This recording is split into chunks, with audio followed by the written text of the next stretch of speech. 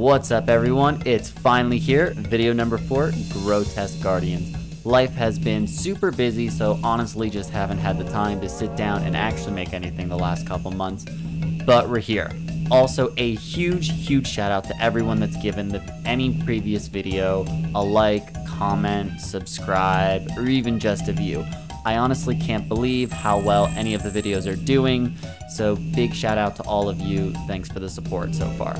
In other news, I finally got the RC pet! 20.9 million EXP in RC. I've got 21 mil now, but that doesn't matter. We finally got the pet. So, moment of truth I've been waiting for. Oh, look at that. So sexy. It straight matches. Look at that. Look at that. That's the entire reason I did this grind. Well, besides that, the GP, but I'm so happy. I finally have the proper outfit to match the RC pet. So, I'm straight up stoked. Anyways, let's jump right into it. All timestamps should be listed so you can skip around at your preferences. On that note, the timestamps will have a more detailed breakdown than this, but to give a brief summary, I'll start with a look at the gear I used while learning the fight, including what I started with and what I ended with. Then we'll get to phase 2 as this is where the gargoyle updates start coming into play. From there, I'll move to phase 3, the longest portion of this video, which will be broken down in the timestamps as there's a lot to look at. And finally, a quick look at the combat diaries relating to this boss. Alright, now on to gear and inventory, so let's make this part quick. Here you can see what I started out with, and let's just say it's anything but efficient, like Archer's Ring and Peggy's. Yeah, they're 100% useless, so just leave them in the bank. I mean, realistically, the only reason you actually take them is because you trust your own anxiety more than DPS calculator or the advice from other people who have more than 1000 KC. Not that I'm speaking from actual personal experience, definitely not. Otherwise, there's way too much food, not enough prayer pots, but as you get better at it and you stop taking damage, you'll naturally adjust to there. I started out with the Chally, aka the Crystal Hailbird, but it's kind of inconsistent, so I just ended up ditching it for the blowpipe heal spec, thinking that would at least help me extend trips if I got lucky. Now for the fun part, the gear that I currently take.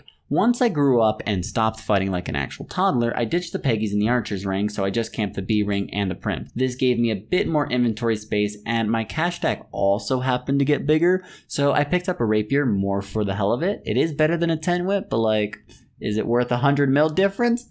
I don't really know, but whatever. I also picked up a Saradomin Godsword because that thing rocks. If you don't know, the special attack gives you like a quarter of your prayer back and like half the HP that you dealt in damage, so it definitely helps for extending trips. Alternatively, you can use claws, but I just never bothered trying them out, so there's that.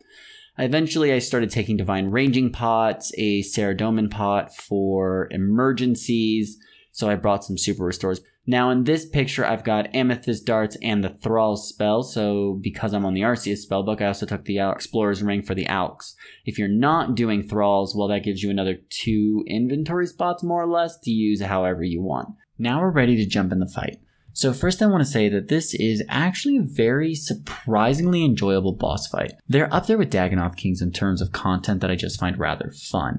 The boss has just enough challenging aspects that'll force you to get better at the mechanics that you'll need later on, most notably being gear swapping. And if you're slow, yes, it'll punish you and you'll take damage, but I feel it's more forgiving than other bosses like Zora, for example, where you could learn the same mechanics. Now here, as you can see for phase 2, if you're quick enough, you should be able to get 3 hits on Dusk, then turn around before the stun attack. And it's also nice, on occasion I'll also practice prayer flicking just to get a hang on that a little better. We're going to take a look at a couple of changes to Dusk since the recent updates to the gargoyles. But that said, I'm not sure these were intentional changes or if they're here to stay, so I was hesitant on putting this in. So what we'll see is if Dusk drops the rocks, then enters a phase transition, you'll now get stunned. Previously, the rocks would drop but not deal any damage or stun you. Now this matters because you'll get trapped on a light orb and end up getting hit for over 50 damage total, which will either ruin your trip or kill you. And for Hardcore Iron Man, that's a much bigger concern.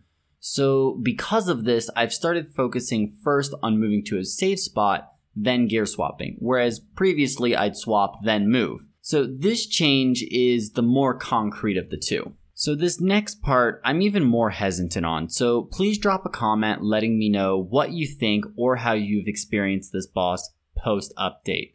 It's a bit hard to explain, so we'll look at a few clips, but basically I get the feeling that the falling rock attack is slightly more dangerous than it was previously in 2 ways. But let's just say it's about 1.3 times harder, to throw a number out there. Not much harder, but it is different. So the first change being that it's more likely a rock falls in a place that forces you to move. And second, I feel as if you're more likely to have multiple rocks fall in your path. So going back a little bit, first we can see here, I mean, there's nothing fancy, it's just one rock, like whatever. Then in the second round, there are 2 rocks, which, okay, it's still easy, like nothing big. I just feel like previously, before the update, this was a lot less common, seeing like 2 rocks spawn right on you versus what it is now. Granted, I don't even know if that means anything because like it's still easy to deal with. So going forward a little bit, next kill, here you can see there's 4 straight lined up in a row. And for a boss that makes you turn around, I mean, like, it's still not difficult, but like, it's still 4 straight lined up together and where you have to go. Not that it's difficult, but whatever. Then on the next rock fall, there's then 3 immediately on you. Well, at least 3 in the vicinity of where I would be. And again, not that I actually think any of this is a big deal. It just feels as if the rocks cluster a tad more than they used to. But I mean, the fight is still easy, so whatever, I guess. But yeah, I mean, so that's just kind of where I've been seeing. So please let me know if you've noticed anything different in this phase. I'm curious as to what you guys have been experiencing. And then comes phase 3. Now the light orbs can be a bit tricky if you're not careful, but there's nothing really new here. I prefer tanking with praying melee on, mostly out of convenience more than anything. And with a Blood Fury and the SGS, I'm not really worried about taking damage because I'll make up for it later on the melee phases. The updated part, however, is that you can pick up these healing orbs for 0 damage. So if you're not quite up to par without DPSing her, this is a much more convenient way of going about it. And then from here, yeah, you have phase 4 and nothing's changed here. Oh yeah, this is completely useless information, but I figured out when you're using a teleport ring, you don't actually have to wait for it to change pages. So if you quickly press 1 and 2, it'll show as if it's loading both from the same page, but you'll actually end up teleporting to the Slayer Tower. Not that anyone actually cares, but I thought it was cool. First, just ignore the Thrall, we'll get to that part in a couple minutes. First, I wanted to go ahead and talk about the differences between the thrown hammers and the melee hammers, as it took me about a task and a half to finally skip Dawn's healing phase with good consistency. Even with dragon darts, most of my difficulty had to do with how to use the hammers, mainly being when to throw them. So I started off using thrown hammers because that's what I saw in a guide. And what I hadn't realized is they're actually slower than the melee hammer, and not just because they have to go flying in the air. And second, well, admittedly this might be obvious to a lot of people, but using the Auto Smash Slayer perk is much slower than manually smashing Dawn. Though I will say it seems particularly slower for Dawn than for Dusk. So once I corrected for both of these, I was skipping with much greater efficiency. So now, if using thrown hammers, I tend to throw it when the health bar says Dawn has about 12 to 19 HP left, as the blowpipe should get in an extra attack or 2 before the hammer reaches her. Also, the HP bar can sometimes be off by a little bit, which also makes it more beneficial to throw early. Okay, so back to the kill. Here I threw the hammer when Dawn had 12 HP left, but by the time it got to her, she was in the kill zone. So this kill shows 2 really interesting things. First, if I had waited until I saw her health bar was at 4 HP, it would have been too late. And also, if I wasn't using Thrall, I would have failed this skip, but we'll get to that more later. So when I was first testing letting the hammer auto throw, it was literally a 50-50 chance at success, just a coin toss. Once you factor in timing on your throws, that goes up somewhere between roughly 55 and 60% just using Amethyst darts alone. That's honestly still not that great. I mean, at those rates, you would be better off just collecting the orbs every round, especially now that there's no HP damage. Now, as far as melee hammer goes, I don't quite have as much to say because they're easier and quicker overall. With this one, you do actually want to wait until Dawn has her HP in the smash zone, however. Overall, I would say melee hammers are the better option since there's no upkeep cost and they're just simpler. However, I'm not sure if there are any instances where using thrown hammers would cause you to fail, whereas you would have succeeded if you were using a melee hammer. Having used both, they seem equally reliable. However, if you go for the melee hammer, just make sure you pray melee and stand next to Dawn. You'll end up tanking both as she sometimes will melee you, so overall less damage. However, if you have lower defense, the thrown hammers might be the better option as you can sort of do that safe spot trick with the Dusk, so he doesn't attack you as often.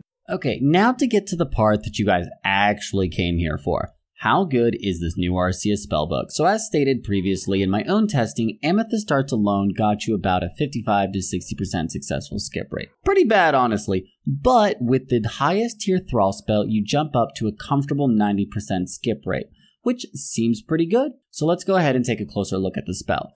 So specifically, we're talking about the Greater Resurrect Zombie spell, which requires 76 magic, being on the Arceus spellbook, having the Book of the Dead in your inventory, and 6 prayer points, plus the runes, which are 10 fire, 5 blood, and 1 cosmic rune. Whew, okay, that's a lot. So all in all, you need 2 dedicated inventory spots. 3 if you include the Explorer's Ring, which is kind of a soft requirement as this boss has a lot of alch drops. Now, those 6 prayer points at 10 KC a trip is 60 points. If you're pulling 15 KC trips or higher, you're using a lot of prayer points, so you're really gonna need a prayer pot specifically dedicated for the usage of this spell. So all in all, that's looking like 4 dedicated inventory spots for this one spell. Now, if you can afford the SGS at 27 mil, you don't have to worry about the prayer as the spec will restore some of that for you. With the current prices of blood runes, however, praise be the Bloodlord, you're looking at roughly 2350 GP a cast. So the question is it worth it? Now, before I go ahead and give my own answer, let's take a look at Dragon Darts for a comparison. So luckily with Dragon Darts, we get more inventory space. I mean, just look at all those extra supplies we have. It's utterly juicy. Now here I'm taking Dragon Claws mostly to try them out, but to be honest, after testing, I still kind of prefer the SGS, but whatever. So first up, Dragon Darts equal faster kills. You can't use Thrall in phase 1, so it's a bit slower. This might help you out on supplies for longer trips, but it may not make too much of a difference. I'm not actually sure. If you're going for 10 KC, it makes no difference. If you're going for 20 KC, it might matter a little bit. But if you're going for good PB or overall faster kills, you can replace the SGS with either Claws or the Chally, which will also speed up phase 4. Now, using my setup with the Dragon Claws, I got a PB at about 1 minute 36 seconds, which is pretty good since that gets me the Master Achievement step. Now, as much as I love the new method, I mean, these results are pretty pog. It just doesn't seem to redefine the meta for endgame players. If you're pent hunting or bringing a scythe, like, your best bet still seems to be Dragon Darts without the Thrall spell. So once you're bringing best in slot equipment, Thralls just won't help you out as much. But if you're looking to go from maybe, say, a 90% skip rate to 95% skip rate, Thralls might help. But even Dragon Darts with Thrall, you'll still find yourself failing here and there. And then you have to factor in the inventory space and the extra supplies. So it might be better to leave the spell in the bank in order to focus on extending trips as much as possible with the additional supplies. Now that said, if you have a late game account and don't want to shell out the GP for Dragon Darts, you will see a very nice ROI for the new Arceus spell. If you can't afford an SGS, you'll just have to dedicate an inventory spot for the extra prayer potion. But the SGS is actually a very nice complement to the Thrall spell, so I imagine I'll end up using this again somewhere else. And that's pretty much that. A solid choice all around, but probably not enough to replace Dragon Darts for the sweatiest of players. Oh, and not to mention the quest requirement's also a bit steep as you need 100% favor in all the houses. So some players might not even be able to use the spell by the time they start hunting guards, meaning they're better off biting the bullet for Dragon Darts or just collecting the healing orbs every round. And of course, these rates also assume you have 99 range, so lower levels just may not benefit the same from either option. Alright, now time for the freeze orbs. You're gonna have to be quick or you might miss it, but there it is. Did you see it? Alright, let's go back and take a look. And there you have it. Nice and slow-mo. Boom! Look at that. A nice little shadow underneath. The only problem is I don't actually care because this thing is so inaccurate. If it's gonna hit me, it's gonna hit me. If it's not, it's not. But now if you want to dodge the orb, it's a lot easier to do so, I guess. All right, that is it for the Grotesque Guardians. As you can see, there's been a lot of changes between their own updates and with new ranging meta. As you can see, I'm finishing off with a clean 500 kills and a personal best at a minute 36. So let's jump into their tasks. Most of them are pretty straightforward. Kill it 100 times. Kill it without taking damage from Dusk's blinding attack when you turn around or get stunned. Take damage. Don't take damage from the prison break, which is that firewall on phase 4. Kill it without taking rockfall damage. Kill the Guardians without letting Dawn receive any healing. Okay, now it's super easy. You don't even have to take damage for that. Kill the Grotesque without being hit by any lightning attacks, which are those like color orbs on phase 3 transition. Kill 250. Don't let it use a prison break the second time, which you get the majority of the time, I feel like, at least when you have high combats like I do. And then perfect is just basically do all of the above, which, you know, it really wasn't that bad. And kill the Grotesque in less than 2 minutes, 10 times without leaving the instance. All of these, from the elites to the hard, I got without trying. I did have to specifically try for the master, so there's a bit of a difficulty gap between elite and master. So this one was a bit tricky. Kill the Guardians 5 times in a row while is completing the perfect Grotesque Guardian task every time. So in order to do this, I collected the healing orbs every round. Yes, it's roughly 90%, but sometimes the blowpipe just doesn't perform, and it's really frustrating when you get 3 or 4 KC well, and then the blowpipe just isn't up to par for that kill, and you have to redo. So in order to eliminate one challenge, I just collected the orbs every time. The next one, kill in a minute and 40. This one, take dragon darts, take a crystal halberd or dragon claws. You'll be good to go. You'll get that just fine. And then kill the Grotesque Guardians 20 times without leaving the instant. This one you do have to prepare for. I noticed with prayer flicking, it was about 2 sips per kill, more or less. So if you take about 12 to 13 plus super restores, you'll be on the safe side for that. And then I'll throw up 2 pictures on how I managed my health and how I managed my prayer. And the last one, of course, is kill in a minute and 20. If you have a scythe, this will be pretty easy, but I don't have a scythe, so we'll have to do this another day. But yeah, that's it for the Grotesque Guardians. Well, that's it for the Gargoyles. Thanks so much everyone for tuning in. If you liked the video or found anything useful, please drop a like, comment, or subscribe. It is greatly appreciated. But there you go. That's what I learned in 400 KC at the Grotesque Guardians. And just remember, if bossing's ever too difficult, you can always go do some rune crafting instead.